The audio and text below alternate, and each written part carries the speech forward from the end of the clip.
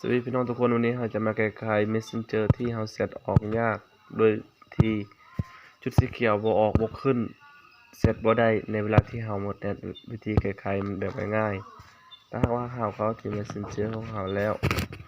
บ่สามารถเซตได้จุดสีเขียวบ่ได้ขึ้นเป็นแบบนี้เลย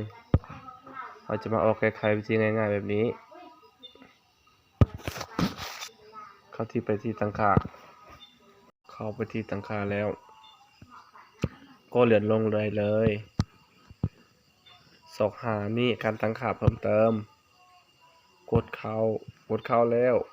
เราจะมาตั้งค่าวันที่เวลาถ้าหากผู้ใดยังบ่ทันได้เปิดตัวนี้การตั้งค่าอัตโนมัติหรือชั่วโมงวันที่เดือนปีก็เข้าไปตั้งได้เลยแบบง่ายๆเมื่อออกทั้งหมดได้ทั้งหมดแล้วก็กดไปที่การตั้งค่าอัตโนมัติออกไปทั้งหมด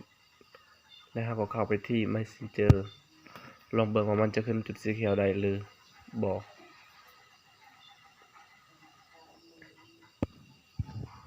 วิธีง่ายๆขึ้นแล้วคุณผู้ชมเห็นบ่มันขึ้นแล้วขอขอบใจทุกคนที่เบิ่งคลิปนี้ฝากกดไลค์กดแชร์ Subscribe ด้วยเพื่อมีกำลังใจเฮ็ดคลิปต่อไปขอขอบใจผู้ชม